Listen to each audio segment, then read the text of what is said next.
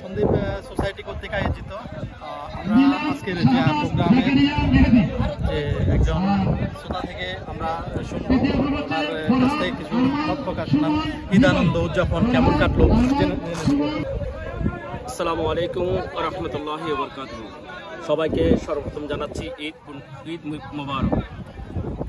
Abu Dhabi Sandeep সোসাইটির উদ্যোগে আজকে আয়োজিত ঈদ পুণ্যমিলনী এবং পিকনিক আমাদের আনন্দতে ভরপুর হলো। এটি সম্পূর্ণরূপে আলাদা একটি সংস্কৃতি, যেখানে আমাদের ভাবভর্তি সন্দীপের কালচার এবং সন্দীপের মিলন মেলায় বলা যায় এটাকে সম্পূর্ণরূপে।